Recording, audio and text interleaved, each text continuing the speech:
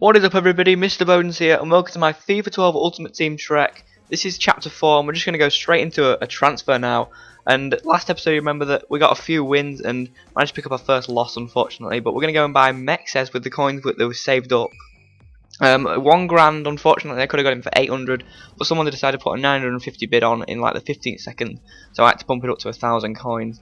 And he came with a few contracts as well, so that was a good buy as well. And here I'm just sorting my team out, and I do like to split the play up a bit, so that if I did leave it like that, then the left side would have been really strong, but it left the right side really weak, and I prefer it to so I can play it around the field a bit and not feel restricted to one side. So basically in match 11 we come across this really strange side but quite a clever side. He has a backfield of QPR players and then a front field of Brazilian players, which is kind of clever because the Brazilian forwards are always good, but basically you don't have really good Brazilian forwards that I can see, and just a Joey Barton from QPR, because I know QPR players aren't that good. But it does actually pick up the lead in around the 20th minute with Derby, a header from a corner, quite simple, hard to defend. But then I feed Milito through with a through ball, and he does a very strange power shot into the bottom left corner across the goalkeeper. Thought he could have saved that, but got lucky. And then unfortunately our first ever time this has happened for a while, my Virgin Media Super Hub decides to disconnect me. You see this a lot, but it's kind of fixed now, but of course it isn't now because it made me disconnect from Xbox Live. So really annoyed with that, and unfortunately we did pick up a loss from it. So our record is, I believe, 7-2-2, I do think. So yeah, after that match we actually did lose some contracts on people, so I had to just swap things around again, and again just splitting the play down the middle so I can have a free flow of passes and do the good stuff that I do like doing. Well, actually in the beginning of the episode I did forget to say that we're actually a 3.5 star team now, but with such low chemistry and being like the lowest you can be in a 3.5 star rating, it's really hard to find someone that is of your like team standards. So in match 12 I wasn't expecting a lot, but managed to find a team that was 3.5 star that was kind of around our area, and it's like a Portugal team with I can't remember what that Russian, he's in the Russian league, that player, in the central mid there, or central attack mid in the centre mid position. So yeah, I was looking forward to a good match, but unfortunately it's raining, and usually when it's raining I just can't do good, and I'll just show you the amount of posts and crossbars that I hit in this match. First one was Milito, this is Vukinic. Don't even know why I took that with his left foot when he is right footed. And then Milito again cuts inside, finesse, crossbar, yet again. But then Vukinic gets a free kick, and you think he scores it? No, he nearly does. I'd say that was a bar, I think.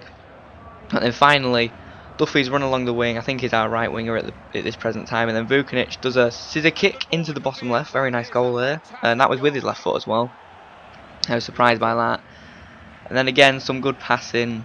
And then I do believe, yep, we feed Vukinic through. And then another left foot finesse. I don't know why he's doing it with his left lately. Very mind-boggling why he does it with his left when he is right-footed. But unfortunately that was all in the first half, and even though the first half was full of events, the second half was literally full of nothing, and we only picked up 700 coins from that game unfortunately. But a transfer now with the coins we've earned from them two matches.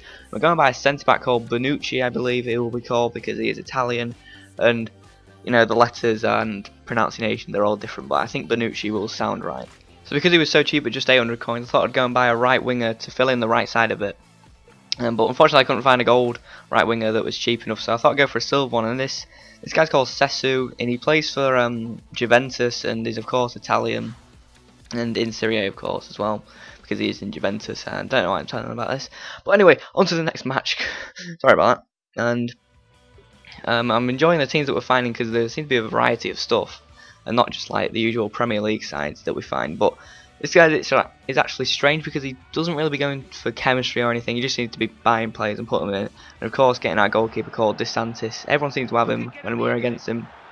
But he isn't as good for them because Milito picks up a lovely header in the 6th minute. And then I thought I'd throw it in the crossbar again because it seems to be haunting us in this match again. But Vukinic, lovely finesse again into the bottom right corner. And then he catches it but throws it to my player there, and then Giovinco delivers another strange finish into the bottom left. That's the second of this episode. But then in the 60th minute he manages to pick up Suazo, who delivers a shot straight at DeSantis, who should have really done better there. And then Suazo again with the pace smacks it kind of again at DeSantis. I'm kind of struggling to wonder what he's doing here in this match, but fitness wasn't a problem, and it usually is with goalkeepers if you do find them doing that. But Milito solidifies my chances of him not coming back to win or draw, and puts in a goal at the 86th minute. But then in the 89th minute, Vukanic again nearly scores a free kick, and that was such a good save.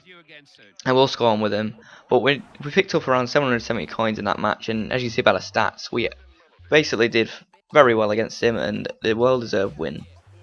So if you actually like this chapter, probably go and recommend watching the others if you haven't already. And annotations on the screen will take you to the next episode or the previous episode. So thanks for watching, and if you haven't followed me on Twitter, probably do that because I'm always on there. Thanks and goodbye.